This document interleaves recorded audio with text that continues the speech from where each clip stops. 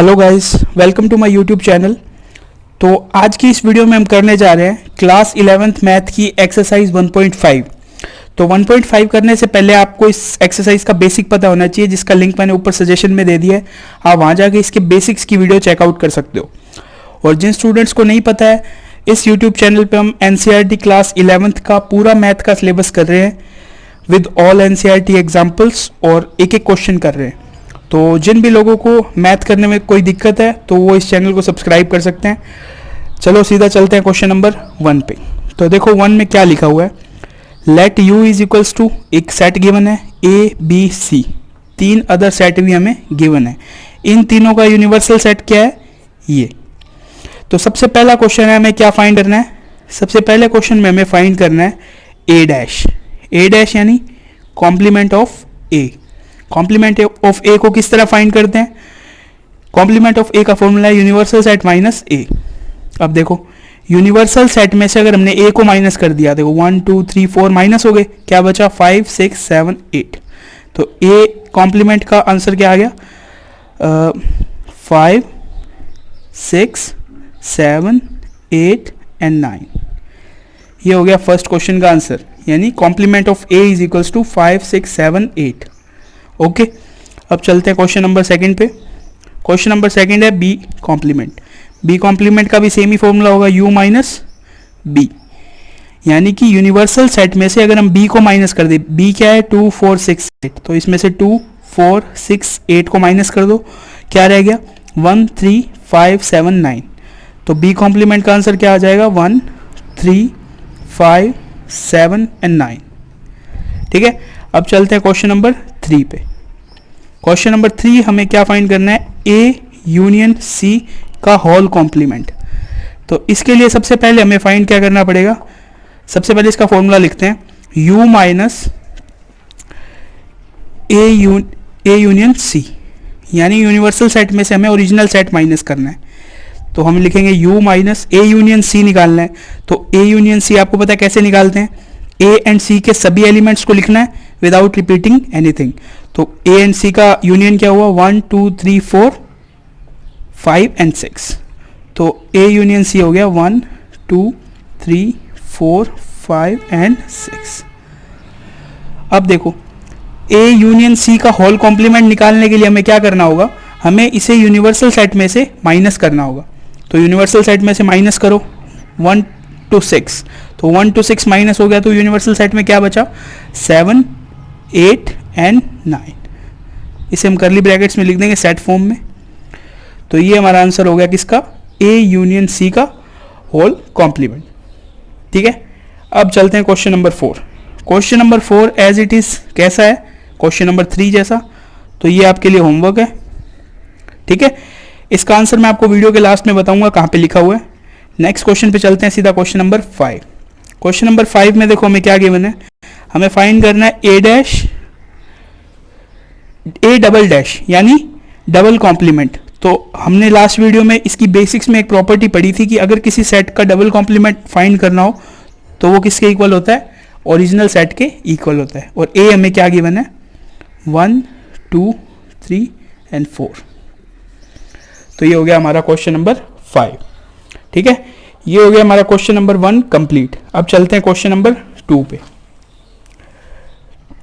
Question number 2 पढ़ो क्या लिखा हुआ है, if U is equals to A to H find the complement of the following set. Means हमें 4 सेट दिए हुए हैं, इन सब का हमें क्या फाइंड करना है, कॉम्प्लीमेंट फाइंड करना है। तो कॉम्प्लीमेंट फाइंड करना मैंने आपको बताया है। फर्स्ट क्वेश्चन का आंसर देखते हैं, A complement is equals to U minus A। U क्या है, यूनिवर्सल सेट, A माइनस कर दो A B एंड C, क्या बचा D E F G H। तो A कॉम्प्लीमेंट का आंसर क्या हो गया D E F G H। इसी तरह देखो B कॉम्प्लीमेंट का formula U minus B। B क्या दिया हुआ है D E F G, तो यूनिवर्सल में से D E F and G minus कर दो, क्या बच गया A B C and H। तो A B C and H, तो ये आ गया B कॉम्प्लीमेंट। इसी तरह C complement U minus C is equals to, C हमें क्या गिवन है ए सी ई एंड जी, तो हमें क्या माइनस करना है, ए सी ई एंड जी, तो हमारे पास क्या बच जाएगा, B D F and H, तो ये हो गया C complement, B D F and H. इसी तरह हमने क्या दिया हुआ है, सेट डी, तो डी कॉम्प्लीमेंट किस तरह निकालेंगे, यूनिवर्सल सेट माइनस डी, तो डी में क्या दिया हुआ है, F G H and A, तो इसमें से माइनस कर देंगे F G H and A, तो क्या बच जाएगा, B C D and E. Universal set में से डी माइनस करने पे क्या बचा, बी सी डी एंड ई। ठीक है, तो ये हो गया हमारा सेकंड क्वेश्चन। अब चलते हैं क्वेश्चन नंबर थर्ड पे। तो देखो क्वेश्चन नंबर 3 में हमें क्या दिया हुआ है, taking the set of natural number as universal set, यानी हमें यू क्या गिवन है, set of natural numbers. Write down the complement of the following sets, हमें नीचे 10 या 11 सेट्स दिए हुए हैं, इन सब का हमें कॉम्प्लीमेंट फाइंड करना है। ठीक है, तो सबसे पहले हमें क्या पता होना चाहिए कॉम्प्लीमेंट फाइंड करने के लिए, सबसे पहले हमें पता होना चाहिए यूनिवर्सल सेट। यूनिवर्सल सेट इसके अंदर क्या है, यूनिवर्सल सेट है एन। एन का मतलब मैंने आपको क्या बताया था, set of natural numbers, set of natural numbers. अब चलते हैं क्वेश्चन नंबर 1 पे। क्वेश्चन नंबर 1 क्या दिया हुआ है, हमें इसका कॉम्प्लीमेंट फाइंड करना है, x is an even natural number. ठीक है, क्वेश्चन नंबर 1 है x is A even natural number, तो इसे कोई एक सेट a मान लेते हैं। इस a का कॉम्प्लीमेंट क्या होगा, अगर हम सभी नेचुरल नंबर्स में से यानी u में से अगर हम इस ओरिजिनल सेट को माइनस कर दें, मीन्स कि सभी नेचुरल नंबर्स में से अगर हम सभी इवन निकाल दें तो क्या बच जाएगा, सभी ऑड्स बच जाएंगे। तो a डैश क्या हो जाएगा, x is N odd natural number, odd natural number. ठीक है, हमें सेट बिल्डर फॉर्म में दिया हुआ था, तो हमने इसका आंसर सेट बिल्डर फॉर्म में ही वापस दे दिया। अब पढ़ते हैं क्वेश्चन नंबर 2। क्वेश्चन नंबर 2 क्या है, x is N odd natural numbers. अब अगर सभी नेचुरल नंबर्स में से हम ऑड को माइनस कर दें तो क्या बचेगा हमारे पास, b कॉम्प्लीमेंट क्या आ जाएगा, x is an even natural number, even natural number. समझ गए कैसे, अगर सभी नेचुरल नंबर्स में से सभी ऑड्स को माइनस कर दे तो हमारे पास क्या बच जाएगा, b complement, x is an even natural number. अब चलते हैं क्वेश्चन नंबर 3 पे। x is a positive multiple of 3, तो सबसे पहले इन्हें यहाँ पॉजिटिव लिखने की तो जरूरत नहीं थी, क्यों, क्योंकि इसमें हमें यूनिवर्सल सेट क्या दे रखा है, n, तो n तो सभी पॉजिटिव ही होते हैं, यानी x is A multiple of 3। तो अगर हम नेचुरल नंबर्स में से सभी मल्टीपल ऑफ 3 को माइनस कर दें तो हमारे पास क्या बचेगा, सपोज कोई एक सेट है c, इसे c मान लेते हैं, c कॉम्प्लीमेंट हमें फाइंड करना है, तो क्या करेंगे, x, तो नेचुरल नंबर्स में से सभी मल्टीपल ऑफ 3 अगर हमने माइनस कर दिए तो हमारे पास क्या बचेगा, x is not A multiple of, x is not A multiple of 3। समझ गए। इसी तरह चलते हैं क्वेश्चन नंबर 4 पे। क्वेश्चन नंबर 4 क्या गिवन है, x is A prime number. तो अगर नेचुरल नंबर्स में से प्राइम नंबर्स हमने माइनस कर दिए तो हमारे पास क्या बचेगा, सभी कंपोजिट नंबर्स। तो क्या हो जाएगा, d prime is x is a composite number, composite number and x is equals to 1। तो जिन बच्चों को कंपोजिट नंबर नहीं पता तो उन्हें मैं सबसे पहले कंपोजिट नंबर बता देता हूं। जो नेचुरल नंबर्स होते हैं, नेचुरल नंबर्स, उनके दो पार्ट होते हैं, एक होता है प्राइम और सभी प्राइम्स को छोड़ के जो बच जाते हैं उन्हें कहते हैं कंपोजिट नंबर। अब देखो जो है 1, इसे हम ना तो प्राइम नंबर्स में इंक्लूड करते हैं और ना ही कंपोजिट नंबर में इंक्लूड करते हैं, लेकिन नेचुरल नंबर्स में तो होता है 1, इसलिए हमने इस सेट में क्या लिख दिया, x is a composite number NUMBER and x is equals to 1, सभी कंपोजिट नंबर प्लस 1 इस सेट के अंदर हमने इंक्लूड कर दिया। अब चलते हैं क्वेश्चन नंबर 5 पे। x is a natural number and divisible by 3 and 5। Same इसी तरह लिखना है। क्या लिखेंगे, इसे कोई एक सेट E मान लेते हैं, तो E कॉम्प्लीमेंट क्या हो जाएगा, x is not a multiple of 3 और 5। समझ गए। अब चलते हैं क्वेश्चन नंबर 6 पे। x is A perfect square, तो नेचुरल नंबर्स में से परफेक्ट स्क्वायर माइनस कर दिए तो क्या बचेंगे, कोई एक सेट f माना इसे, f dash is equals to x क्या डिफाइन करेंगे, x is not a perfect square,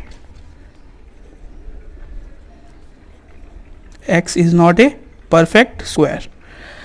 इसी तरह देखो क्वेश्चन नंबर 7 में क्या दिया हुआ है, परफेक्ट क्यूब। सेम क्वेश्चन है, होमवर्क हो गया आपका। अब देखो क्वेश्चन नंबर 8।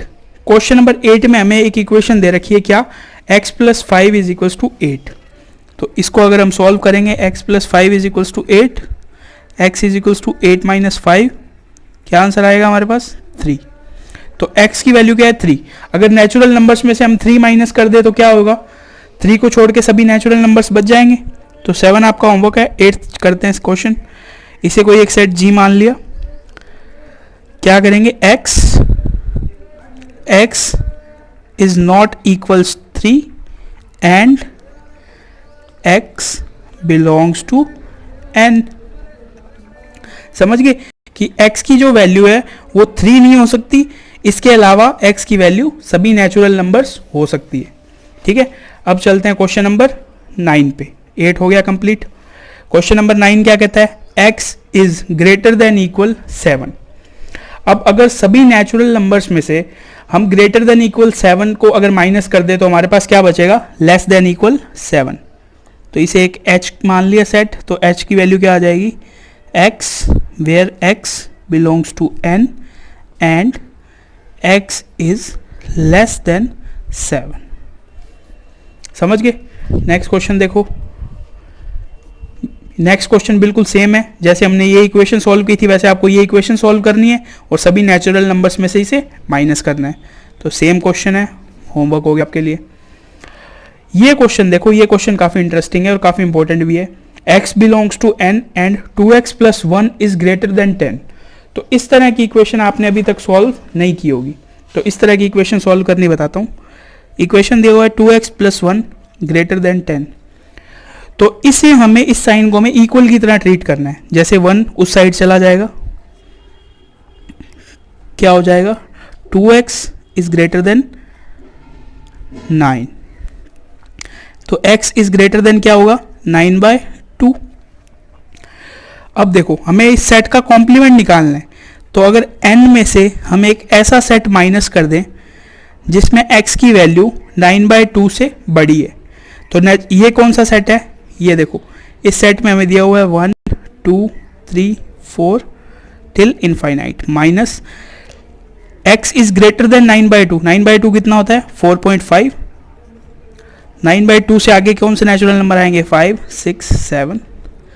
तो अगर इसमें से हम इसको माइनस कर दें तो क्या बचेगा हमारे पास, 1 2 3 एंड 4। समझ गए। तो इसी तरह इस क्वेश्चन का आंसर हम क्या लिखेंगे, क्वेश्चन नंबर 10 तो होमवर्क है। 11 इसे कोई एक सेट i मान लिया, i dash is equals to क्या लिख देंगे, i dash is equals to लिख देंगे 1 2 3 एंड 4। ठीक है, ये हो गया हमारा क्वेश्चन नंबर 3। अब चलते हैं क्वेश्चन नंबर 4 पे। तो अब चलते हैं क्वेश्चन नंबर 4 पे। क्वेश्चन नंबर 4 में देखो क्या लिखा हुआ है।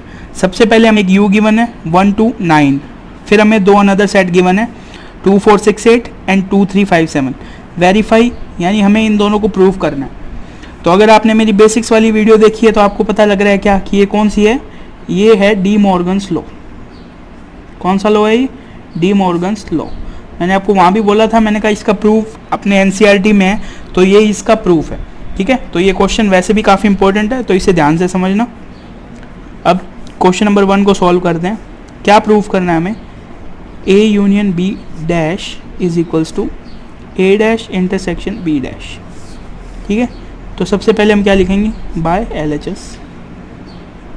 तो हम सबसे पहले क्या निकालना है? A यूनियन B का होल कॉम्प्लीमेंट। कैसे निकालेंगे? Universal set minus original set, U minus A union B। देखो क्या होगा? 2 4 6 8 एंड 3 5 7, तो 2 3 4 5 6 7 8। A यूनियन B क्या हो जाएगा? 2 3 4 5 6 7 एंड 8। ठीक है, अगर हम यूनिवर्सल सेट में से 2 3 4 5 6 7 8 माइनस कर दे तो क्या बचेगा? 1 एंड 9। तो A यूनियन B का होल कॉम्प्लीमेंट क्या आ गया? 1,9। अब लिखेंगे हम बाय RHS। RHS में हमें क्या फाइंड करना है? RHS में हमें फाइंड करना है A complement intersection B complement. तो A कॉम्प्लीमेंट कैसे माइनस करेंगे? कैसे फाइंड करेंगे? A कॉम्प्लीमेंट होता है U माइनस A। तो U में से अगर A माइनस करो तो क्या बचेगा? 1 3 5 7 9। तो इस तरह हम एक सेट लिख देंगे 1 3 5 7 9 इंटरसेक्शन B डैश यानी B कॉम्प्लीमेंट। B कॉम्प्लीमेंट किस तरह निकालेंगे? यूनिवर्सल सेट में से B को माइनस करो, 2 3 5 7 माइनस हो गया, क्या बचा? 1 4 6 8। ठीक है, क्या बच जाएगा? 1 4 6 8 1 4 6 8 एंड 9। समझ गए? ये क्या है हमारे पास? ये है A डैश और ये क्या है? B डैश, यानी ये है A complement and B complement. अब इन दोनों का हमें क्या फाइंड करना है? इंटरसेक्शन। इंटरसेक्शन में देखो इन दोनों में कॉमन एलिमेंट कौन सा है? देखो 1 1 9 एंड 9। इसके अलावा और कोई नहीं है? नहीं है। तो ये आ गया हमारा 1 एंड 9। तो इसे ले लो इक्वेशन 1, इसे ले लो इक्वेशन 2। ठीक है, तो बाय इक्वेशन 1 एंड 2 क्या प्रूफ हो गया? A union B whole complement is equals to A dash intersection B dash. ठीक है, क्या लिख देंगे लास्ट में? Hence proved.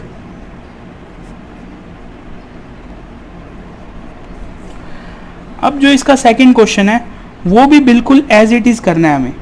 तो ये सेकंड क्वेश्चन आपके लिए होमवर्क है। अगर आपसे ये नहीं हो पाता है तो आप मेरे को कमेंट सेक्शन में बता देना, मैं नेक्स्ट वीडियो में इसको करवा दूंगा। लेकिन बिल्कुल simple as it is first की तरह ही करना है। जो ये फर्स्ट के सभी स्टेप्स हैं इनको फॉलो करना है। बाकी जितने भी होमवर्क के क्वेश्चन हैं उसका आंसर मैंने डिस्क्रिप्शन बॉक्स में दे रखा है, आप वहाँ पे जाके चेकआउट कर सकते हो। अब चलते हैं क्वेश्चन नंबर 5 पे। बहुत ज़्यादा इंटरेस्टिंग क्वेश्चन है। Draw appropriate Venn diagram for each of the following. तो 1.4 की बेसिक्स में हमने वेन डायग्राम सीखा था, उसके बाद उसका कहीं भी कोई यूज़ नहीं आया। आज 1.5 में उसका यूज़ आया। तो अब हम करेंगे इनके लिए, जैसे A union B whole complement के लिए हमें वेन डायग्राम को ड्रॉ करना है। तो किस तरह ड्रॉ करेंगे? सबसे पहले एक वेन डायग्राम बनाएंगे, एक रेक्टेंगल, उसके अंदर दो सेट्स बनाएंगे A एंड B जो एक दूसरे को इंटरसेक्ट कर रहे हैं। इसे हम नेम देंगे U एंड इसे देंगे A एंड B। तो सबसे पहले A यूनियन B मैंने आपको बताया था। A यूनियन B कौन सा एरिया है? इन दोनों सर्किल्स के अंदर का एरिया। तो A यूनियन B डैश क्या हो जाएगा? इन सर्किल्स के अंदर के एरिया को छोड़ के बाकी जो ये सब एरिया बचा हुआ है, ये वाला, ये हो जाएगा क्या? A union B whole complement. समझ गया अब अच्छी तरह कैसे किया मैंने? इसी तरह ये देखो A dash intersection B dash. सबसे पहले मैंने A एंड B सेट बनाए, यूनिवर्सल सेट को U नेम दिया। A डैश यानी A सर्किल को छोड़ के बाकी जो सारा एरिया बच गया वो क्या है? A dash. एंड जो B सर्किल है उसको छोड़ के जो बाकी सारा एरिया बच गया वो क्या है? B dash. तो A dash intersection B dash. Intersection का मतलब वो जो, जैसे A को छोड़ा तो कौन सा एरिया बच गया? ये वाला, जिसके अंदर ये भी हम इंक्लूड करेंगे। और बी को छोड़ा तो क्या बच गया, ये वाला एरिया। तो इन दोनों एरिया में कॉमन एरिया कौन सा है, इन दोनों में कॉमन एरिया है ये वाला, यानी इन सर्कल्स को छोड़ के ये सेम एरिया जो इस क्वेश्चन में था। तो ए डैश इंटरसेक्शन बी डैश। तो देखो यहाँ से हमें एक बात पता चल रही है, क्या, यही तो डी मॉर्गन्स लॉ है, A union B whole dash is equals to A dash intersection B dash. तो अगर हम वेन डायग्राम में देखें तो दोनों का एरिया सेम है, इसीलिए तो हम इनको इक्वल करते हैं, समझ गए। अब देखो नेक्स्ट क्वेश्चन है A intersection B, A intersection B का होल डैश। तो ये रहा ए, ये रहा बी, ये रहा यू। ए इंटरसेक्शन बी मतलब ये बीच वाला पार्ट, और इसके डैश का मतलब इस बीच वाले पार्ट को छोड़ के बाकी सारा एरिया। इस पार्ट को हमने छोड़ दिया, कौन से पार्ट को, इस पार्ट को, ये जो बीच में इंटरसेक्शन पार्ट है इस एरिया को इंक्लूड नहीं करेंगे। इसके अलावा जो भी पूरा एरिया है उसे हम क्या बोलेंगे, ए इंटरसेक्शन बी का होल कॉम्प्लीमेंट। अब देखो इन दोनों को देख के आपको क्या पता चल रहा है, ये है डी मॉर्गन का second law, A intersection B का whole complement is equals to A dash union B dash. अब देखो ए डैश क्या होता है, इस एरिया को छोड़ के सभी एरिया, पूरा एरिया। बी डैश क्या होता है, इस बी सर्किल को छोड़ के बाकी सारा एरिया। तो इन दोनों का यूनियन, यूनियन यानी दोनों एरिया को प्लस कर देंगे तो क्या बचेगा, ये पूरा एरिया इस बीच वाले पार्ट को छोड़ के। तो इसी एरिया को हम क्या कहेंगे, A dash union B dash, या बोल देंगे A complement union B complement. समझ गए।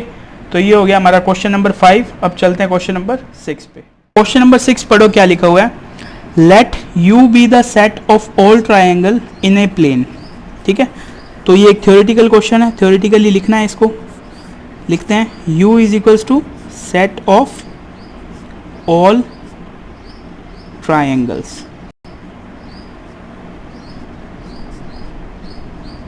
ठीक है, if a is the set of all triangle with at least one angle different from 60।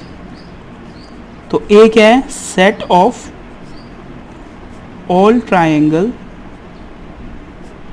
Set of all triangles with at least one angle is not equals to 60। ठीक है, सीधा लिख देता हूँ मैं। हमें फाइंड करना है ए डैश। ए डैश का फॉर्मूला क्या होता है, यूनिवर्सल सेट माइनस ए। इसे मैं आपको सबसे पहले थोड़ा सा एक्सप्लेन करता हूँ कैसे। ठीक है, सपोज एक ट्राइंगल है, इस ट्राइंगल में 3 एंगल होते हैं, ये देखो 1, 2 एंड 3। अगर ये तीनों एंगल 60 डिग्री के हैं तो ये कौन सा ट्राइंगल है, ये है इक्वेट्रियल ट्राइंगल।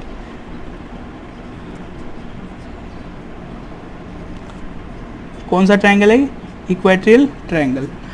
अगर इनमें से आप एक भी एंगल को 60 डिग्री से थोड़ा सा कम या ज़्यादा कर देते हो, सपोज ये है हमारे पास एक, मैंने सिर्फ इस एंगल को चेंज किया है, मैंने इसको 60 से 90 कर दिया, तो ये दोनों एंगल्स क्या होंगे, अपने आप चेंज हो जाएंगे। समझ गए। तो ये कितने का रह जाएगा, ये 45 का रह जाएगा, ये भी 45 का रह जाएगा। समझ गए। इस तरह एक और ट्राइंगल देखो, तो मैंने इस एंगल को चेंज किया, मैंने इस एंगल को 30 डिग्री कर दिया, इस ट्राइंगल से मैंने ये ट्राइंगल बनाया, इस एंगल को मैंने 30 कर दिया, तो ये अपने आप क्या हो गया, 90 हो गया। ये कितना रह गया, ये 60 रह गया। यानी कि अगर आपने एक एंगल को चेंज किया तो उस ट्राइंगल की शेप बिल्कुल चेंज हो जाएगी। तो जो हमें ए गिवन है वो इस टाइप के ट्राइंगल्स का एक सेट है, जिसके अंदर ऐसे ट्राइंगल्स आते हैं जिसका एक एंगल 60 डिग्री से डिफरेंट है। अगर एक एंगल 60 डिग्री से डिफरेंट होगा तो वो कभी क्या नहीं हो सकता, इक्वेटोरियल ट्राइंगल नहीं हो सकता। और यूनिवर्सल सेट हमें यू क्या गिवन है, यू हमें गिवन है सेट ऑफ ऑल ट्राइंगल्स। तो सोचो सेट ऑफ ऑल ट्राइंगल्स में से अगर हम ये सारे नॉन 60 वाले हटा दें तो हमारे पास क्या बचेगा, ओनली इक्वेटोरियल ट्राइंगल। तो ए डैश या ए कॉम्प्लीमेंट क्या आ जाएगा, set of all equilateral triangles. समझ गए, इजी क्वेश्चन था एकदम। चलते हैं क्वेश्चन नंबर 7 पे। क्वेश्चन नंबर 7 करने के लिए आपको इंटरसेक्शन नहीं, कॉम्प्लीमेंट्स की सभी प्रॉपर्टीज़ याद होनी चाहिए। तो चलिए सबसे पहले करते हैं ए। क्वेश्चन पढ़ो पहले। Filling the blanks to make each of the following true statement. A union A dash. A union A dash क्या होता है? ए यूनियन ए डैश होता है यूनिवर्सल सेट। कैसे? यानी एक सेट ए है, ए डैश यानी U minus A. U minus A यानी अगर एक वेन डायग्राम में मैं आपको समझाऊं तो देखो किस तरह होगा ये एक यूनिवर्सल सेट है यू, इसके अंदर ये एक सेट है ए। तो सबसे पहले है ए ये रहा, इसे हम लिख लेते हैं ए union A dash. A dash कौन से वाला पार्ट है? इस सर्किल को छोड़ के ये जो बाकी सारा पार्ट है ये क्या है? ये है ए डैश। अगर हम इन दोनों का यूनियन कर दें यानी इस एरिया और इस एरिया को जोड़ दें तो हमारे पास क्या बन जाएगा? यूनिवर्सल सेट बन जाएगा। ये कॉम्प्लीमेंट की एक प्रॉपर्टी है, तो ये क्या हो जाएगा? A union A complement is equals to universal set. अब ये देखो फाई डैश। फाई डैश क्या होता है? Universal set. Universal set intersection A is equals to, अगर दो सेट जो आपस में एक दूसरे के सबसेट हैं, ये देखो इसके अंदर A is a subset of universal set है जो कि हमेशा होता है। तो अगर इन दोनों का इंटरसेक्शन निकालेंगे तो हमारे पास क्या आएगा? हमारे पास आएगा छोटे वाला सेट। तो यू इंटरसेक्शन ए क्या आ जाएगा? A intersection A dash. Phi देखते ही पता चल रहा है ए और ए डैश में कुछ कॉमन है ही नहीं। इंटरसेक्शन का मतलब क्या होता है? इन दोनों में से कॉमन एलिमेंट निकालना। तो ए और ए डैश में कोई कॉमन एलिमेंट होता नहीं, तो इसका क्या आंसर आएगा? फाई। ठीक है। अब देखो यू डैश। यू डैश क्या होता है? फाई, यानी complement of universal set is always phi. Phi intersection A. तो बताओ इन दोनों का इंटरसेक्शन क्या होगा? फाई हमेशा किसका सबसेट होता है? ए का सबसेट होता है। फाई हर सेट का सबसेट होता है। तो सपोज इसी की तरह अगर फाई एंड ए का हम इंटरसेक्शन निकालेंगे तो क्या आएगा? छोटे वाला जो सेट है वो आंसर में आएगा। तो फाई और ए में कौन सा छोटा है? फाई, क्योंकि फाई के अंदर कोई एलिमेंट नहीं है। तो फाई और ए में अगर हम कॉमन एलिमेंट फाइंड करेंगे तो वो क्या होगा? फाई ही होगा। तो ये हो गई हमारी एक्सरसाइज 1.5 कंप्लीट। जितने भी होमवर्क क्वेश्चन है उनका आंसर डिस्क्रिप्शन बॉक्स में है। अगर उनमें से या इस चैप्टर में से आपको कुछ भी समझ नहीं आया तो आप उसे कमेंट सेक्शन में पूछ सकते हैं। तो आज की वीडियो में बस इतना ही। नेक्स्ट वीडियो में हम करेंगे 1.6 का बेसिक। Thanks for watching.